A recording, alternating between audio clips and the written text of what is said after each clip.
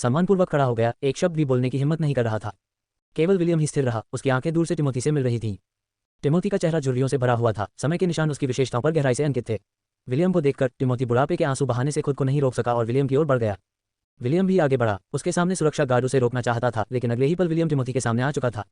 उनके आसपास के लोगों का दिमाग खाली हो गया, ऐसा लगा मानो समय विकृत हो गया हो। उन्हें इस बात की कोई याद नहीं थी कि विलियम वहां कैसे पहुंचा था। उसके पास खड़ा रहा जैसे उसने 50 साल पहले किया था। 3 मिनट बीते और अचानक पुराने घर का सामने का दरवाजा खुल गया। मुंह में सिगरेट दबाए एक युवक अंदर आया, उसके पीछे सूट पहने कुछ लोगों का एक समूह था।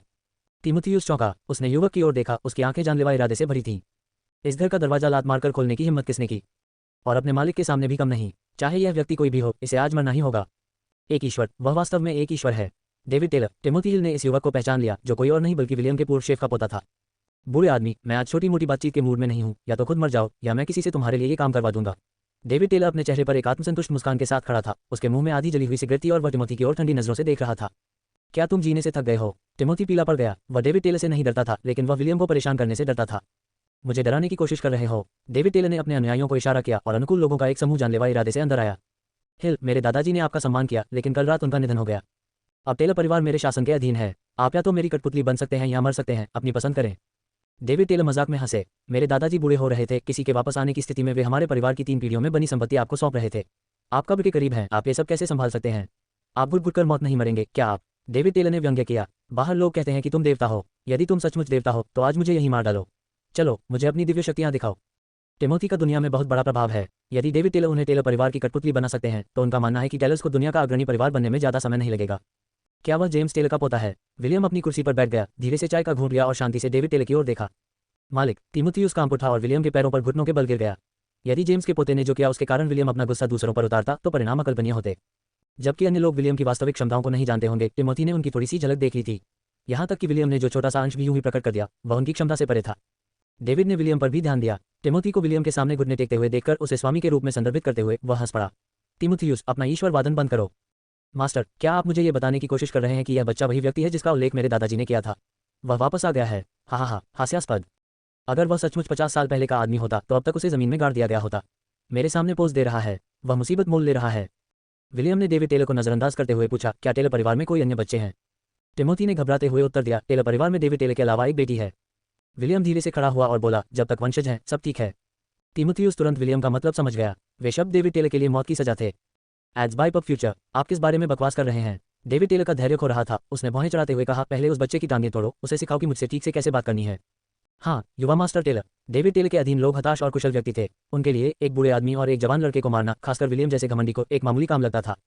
एक हटे-कट्टे आदमी ने व्यंग्य किया और विलियम के गले तक पहुंच गया। विलियम अपनी पीठ के पीछे हाथ रखकर खड़ा रहा, उसने प्रतिकार करने का कोई इरादा भी नहीं दिखाया। एक खड़खड़ाहट के साथ हाथ विलियम के गले से 3 सेंटीमीटर से भी कम दूरी पर रुक गया। वह आदमी ऐसे जम गया मानो पत्थर में बदल गया हो, पूरी तरह से स्थिर। विलियम ने एक कदम आगे बढ़ाया और जमे हुए आदमी अचानक काले धुएं के ढेर में बदल गए और बिना कोई निशान छोड़े नष्ट हो गए। आप। डेविड टेलर की पुतलियां सिकुड़ गईं, उनकी आंखें सदमे से भर गईं। वह कुछ कदम पीछे हट गया। उनके आदमी भी हंगामा कर रहे थे। उन्होंने विलियम को कोई हरकत करते नहीं देखा था, लेकिन जो आदमी सबसे पहले उसके पास पहुंचा था वह बिना कोई निशान छोड़े गायब हो गया। यह एक भ्रम होगा, उसे पकड़ो, उसे मार डालो। डेविड टेलर ने घबराकर डर के बावजूद आदेश दे दिया। काले कपड़े पहने लोग दहाड़ने लगे और विलियम पर हमला करने लगे। विलियम शांत रहा, उसने पुरुषों के समूह पर नजर डाली और वे सभी काले धुएं में बदल गए और हवा में फैल गए। तुम कौन हो? क्या तुम भी इंसान हो? डेविड टेलर ने अपनी बंदूक निकाली और उसका काला थूथन विलियम की ओर तान दिया। विलियम ने उसे भावशून्यता से देखा। तुम्हारे दादाजी के सम्मान में मैं तुम्हें उनकी पूरी लाश रखने दूंगा। टकराना। भावना से अभिभूत होकर डेविड ने ट्रिगर खींच लिया, बंदूक की नली से चिंगारी निकलने लगी।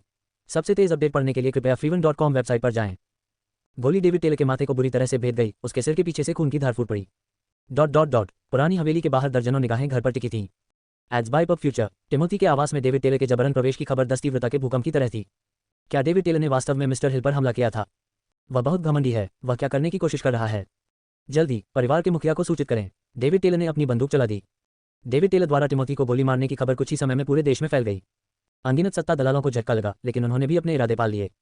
टेलर्स विद्रोह कर रहे हैं। आज से मेरा स्मिथ परिवार और टेलर परिवार दुश्मन हैं। एक निश्चित शहर में एक टाइकून ये खबर सुनकर क्रोधित हो गया और उसने पहले ही अपने अधीनस्थों को टेलर परिवार को निशाना बनाने का आदेश दे दिया था। क्या वास्तव में टिमोथी को डेविड टेलर ने मार डाला? तब इस दुनिया में शक्ति का संतुलन बदलने वाला हो सकता है। ऐसा कहने वाला भी अंडरवर्ल्ड का बड़ा आदमी था। उसने शराब पी, उसके चेहरे पर एक अजीब सी मुस्कान थी। विला में 5 आदमी इकट्ठे हुए जिनकी उम्र 50 वर्ष से अधिक थी। इन 5 के पास दुनिया की लगभग 30% संपत्ति थी। वे सभी कभी विलियम के नौकर थे, लेकिन अब वे सत्ता के दलाल थे। क्या उन्होंने यह नहीं कहा कि मास्टर वापस आ गए? मुझे आश्चर्य है कि क्या इस बार डेविड टेलर ने गोलीबारी की। सूट पहने एक बुजुर्ग जटिल लग रहा था, लेकिन उसने अपना वाक्य पूरा करने की हिम्मत नहीं की। डैनियल, तुम्हारा क्या मतलब है? हम सभी ने कहा कि यदि स्वामी वास्तव में वापस आ गए तो हम अभी भी उनके सेवक बने रहेंगे। हे, जीवन भर उसकी सेवा करो, पीढ़ियों तक उसकी सेवा करो। मेरे पास जीने के लिए बहुत साल नहीं बचे हैं, लेकिन मेरे बेटे, मेरे पोते का क्या होगा? सिर्फ इसलिए कि विलियम लौट आया, मैं उसे सब कुछ क्यों सौंप दूं? 50 साल हो गए, क्या आज हमारे पास जो कुछ है वह हमने अपने दम पर हासिल नहीं किया? आइए थोड़ा और इंतजार करें। मुझे जो खबर मिली वह केवल डेविड टेलर द्वारा गोली चलाने के बारे में थी। मैंने टिमोथी और उसकी लाश को नहीं देखा है। विलियम हवेली से बाहर निकला और उन लोगों को देखने लगा जो बाहर से अंदर झांक रहे थे। उनके पीछे के लोगों ने डेविड टेलर को नहीं रोका। इसका क्या मतलब है? शुरुआत में ये सिर्फ एक कप चावल को लेकर एक छोटा सा एहसान या नाराजगी हो सकती है, लेकिन जैसे जैसे ये रिश्ता विकसित होता रहेगा यह एक बहुत ही जटिल उलझाव में विकसित हो सकता है। विलियम ने इस सिद्धांत को समझा। टिमोथी, उन्हें बताओ मैं कल न्यूयॉर्क शहर के अपर ईस्ट मैनहट्टन में ईस्ट 62वीं स्ट्रीट पर पुराने घर पर उनका इंतजार करूंगा। विलियम के बोलने के बाद उसका चित्र धीरे धीरे धुंधला हो गया और अगले ही सेकंड में वह दरवाजे से गायब हो गया। वह कैसे चला गया? एक भगवान, वह वास्तव में एक भगवान है। जल्दी से परिवार के मुखिया को सूचित करो, खबर दबाओ। विभिन्न सत्ता दलालों द्वारा भेजे गए एजेंट स्तब्ध रह गए। डेविड टेलर कभी सामने नहीं आए। अंतिम परिणाम स्वयं स्पष्ट था। 4. आप लोग एक फिल्म का फिल्मांकन कर रहे हैं, है ना? ईस्ट 62वीं स्ट्रीट, जिसे बहुत पहले वुटोंग स्ट्रीट कहा जाता था, इसका नाम सड़क के एक यार्ड के अंदर 500 साल पुराने वुटोंग पेड़ के नाम पर रखा गया था। ये वुटोंग पेड़ 500 वर्षों से जीवित है और अभी भी जीवंत है। इस आधी सहस्राब्दी में अनगिनत प्राकृतिक और मानव निर्मित आपदाओं का सामना कर रहा है। विलियम ने एक साफ सफेद शर्ट पहनी, अपने बाल छोटे किए और अपने चेहरे पर एक फीकी मुस्कान लाई। वह तरोताजा और अलग दिख रहे थे, माउंट सैन हुआन टियोतिहुआकन पर उनकी उपस्थिति के बिल्कुल विपरीत। इस नए युग में उन्हें लगा कि उन्हें आधुनिक जीवन शैली को अपनाने की जरूरत है। अरे बच्चे, तुम किसे ढूंढ रहे हो? आंगन में एक कुर्सी पर लेटे लगभग 40 वर्षीय एक शराबी ने पूछा। एक दर्जन से अधिक बोतलों और कूड़े के पहाड़ों से घिरा ये प्रांगण 50 साल पहले की अपनी शांति और भव्यता खो चुका था। क्या क्रिस्टोफर राइट अभी भी आसपास है? क्रिस्टोफर राइट, जिसके बारे में विलियम ने पूछा, वह वही व्यक्ति था जिसने 50 साल पहले उसके लिए आंगन की रखवाली की थी। वह मर चुका है। शराबी ने विलियम की ओर देखा और उसे दूर कर दिया। यदि तुम्हें कोई काम नहीं है तो कहीं और जाओ। वुटोंग पेड़ की ओर देखते हुए विलियम ने पूछा, क्या तुम उसके बेटे हो? तुम्हें इससे क्या मतलब? स्क्रैम। शराबी ने एक बोतल उठाई और विलियम के पैरों पर फेंक दी। बोतल चकनाचूर हो गई, लेकिन विलियम जरा भी नहीं हिला।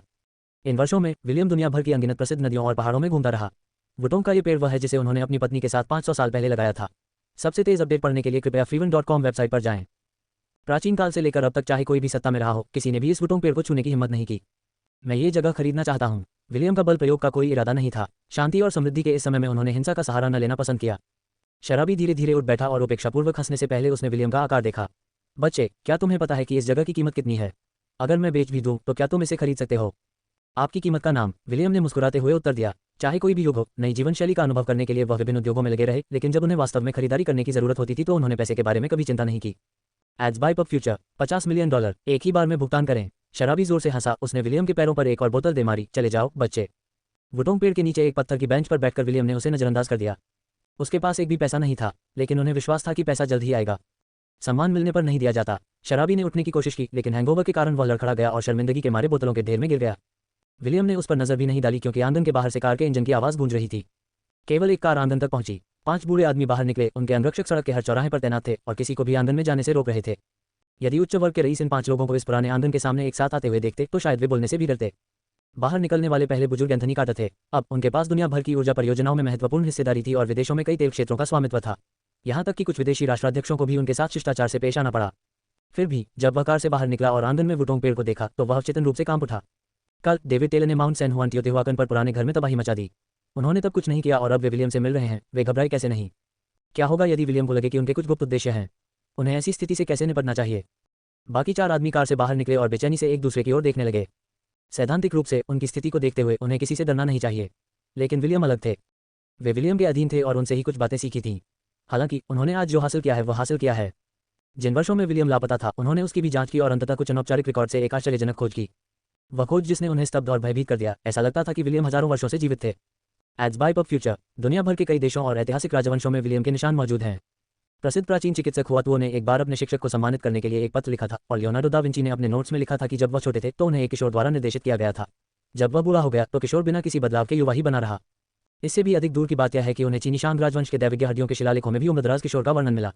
हर चीज ने उन्हें विलियम की ओर इशारा किया। यदि विलियम सिर्फ एक प्रतिभाशाली और शक्तिशाली व्यक्ति होता तो वह भी उन्हीं की तरह बूढ़ा हो जाता और मर जाता और डरने की कोई बात नहीं होती। चल दर, एंथनी कार्टर की आंखों में एक छाया चमक उठी और वह यार्ड में चलने के लिए आगे बढ़ गया। अन्य 4 बूढ़े भी देर तक नहीं रुके और एंथनी कार्टर के पीछे पीछे अंदर चले गए। आंगन में नशे में धुत आदमी के जमीन पर गाली देने के अलावा उन्होंने एक युवक को देखा। जब विलियम ने धीरे से उनकी ओर देखा तो उनका दिल लगभग उनके गले से बाहर आ गया। हालांकि विलियम ने अपने कपड़े और केश शैली बदल ली थी, लेकिन 50 वर्षों के बाद भी उसका अनोखा आचरण और नजर अपरिवर्तित थी। तुम बूढ़े लोग मेरे घर में क्या कर रहे हो? नशे में धुत आदमी उठा, एक बोतल उठाई और एंथनी और अन्य लोगों की ओर इशारा किया। एंथनी का चेहरा नाटकीय रूप से बदल गया। कई सालों तक किसी ने उनसे इस तरह बात करने की हिम्मत नहीं की। इसी समय उसका इरादा हत्या करने का था, लेकिन तभी विलियम ने लापरवाही से कहा, वह इस घर का वर्तमान मालिक है। मैं उसका घर 50 मिलियन में खरीदने की योजना बना रहा हूँ। भुगतान कौन करेगा?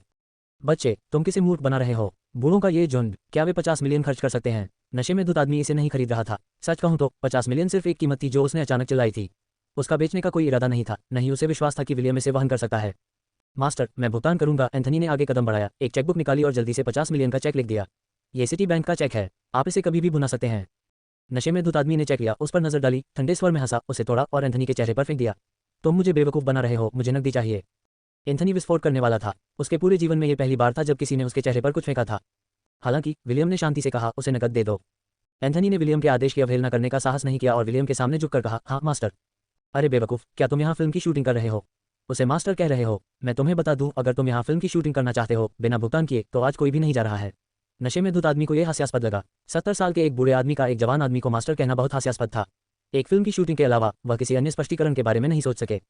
जल्द ही सूट पहने एक आदमी आया और पूछा, क्या आप उम्र के हैं? विलियम ने सिर हिलाया, 20 आप बहुत परिपक्व दिखते हैं। वेटर के लिए आवेदन कर रहे हैं, है ना? मूल वेतन 1800 है, प्रतिमाह 6 दिन की छुट्टी, एक दिन की छुट्टी लेने पर एक दिन पहले सूचित करना होगा और शराब बेचने के लिए एक कमीशन है। यदि आप चाहते हैं ऐसा करो, मुझे अपने ड्राइवर के लाइसेंस की एक प्रति दो। मैनेजर को लगा कि विलियम का आचरण काफी प्रभावशाली था, शायद बार की अमीर औरतें उसे पसंद करेंगी। विलियम ने सिर हिलाया, मैं कल आऊंगा। तभी उसे एहसास हुआ कि वह फोटोकॉपी या कमीशन के बारे में कुछ नहीं जानता। किसी को सिखाने वाले के बिना वह एक बेवकूफ़ की तरह महसूस करता था। ये कितना दिन है, अब मई का महीना था और गर्मी तेज थी। विलियम ने औपचारिक रूप से स्कूल शुरू नहीं किया था, न ही उसके पास कोई औपचारिक नौकरी थी। कल रात वापस आने के बाद से वह आंगन में आरामदायक कुर्सी पर लेटा हुआ था, विमान के पेड़ और आकाश में तारों को देख रहा था। जो जितना अधिक समय तक जीवित रहता है वह उतना ही कम मरना चाहता है। यह अद्भुत दुनिया अज्ञात नवीनताओं से भरी हुई है जो उसके निरीक्षण और अन्वेषण की प्रतीक्षा कर रही है। विलियम अभी तक मृत्यु की तलाश करने की स्थिति तक नहीं पहुंचा था। भले ही वह कुछ भी नहीं जानता था, फिर भी वह जल्द से जल्द इस युग में शामिल होने और अपना आरामदायक जीवन जारी रखने के लिए उत्सुक था।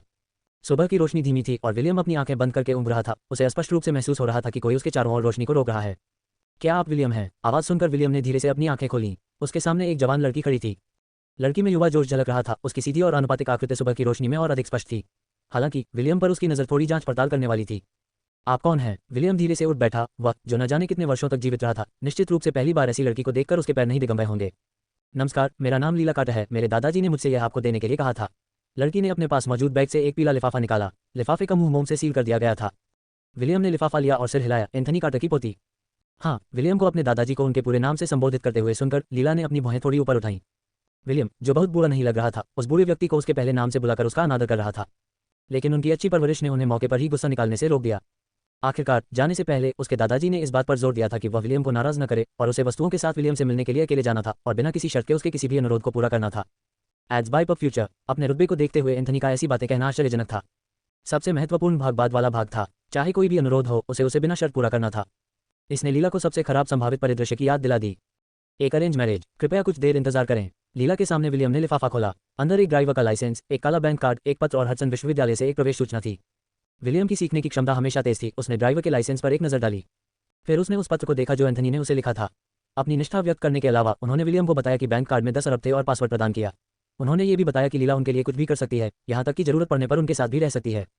लीला, ठीक है, एक बैंगनी फूल, एक अच्छा नाम। जब विलियम ने लीला के नाम का उल्लेख किया तो वह मध्ययुग के एक निश्चित सम्राट की बेटी के बारे में सोचने से खुद को रोक नहीं सका, जिसका नाम भी यही था।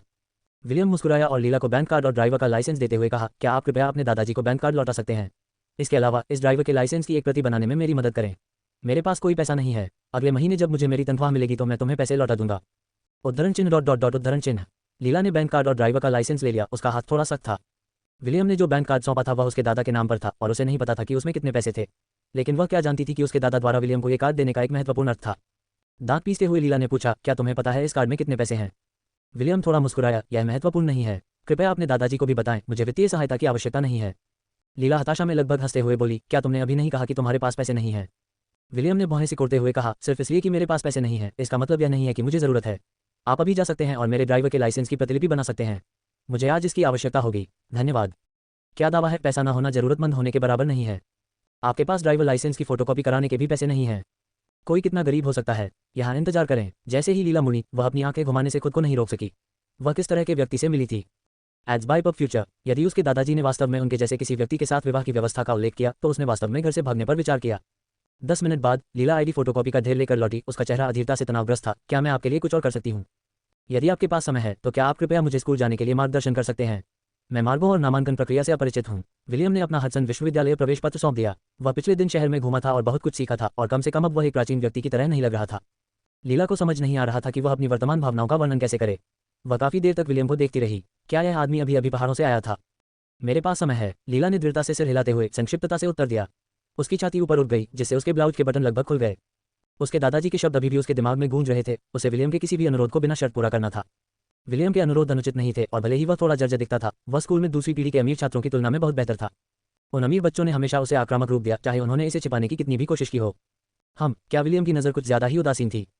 एक अंतर्निहित शीतलता, मानो वह उसकी हड्डियों से उपजी हो। लीला विलियम की आंखों में देखने से खुद को नहीं रोक सकी।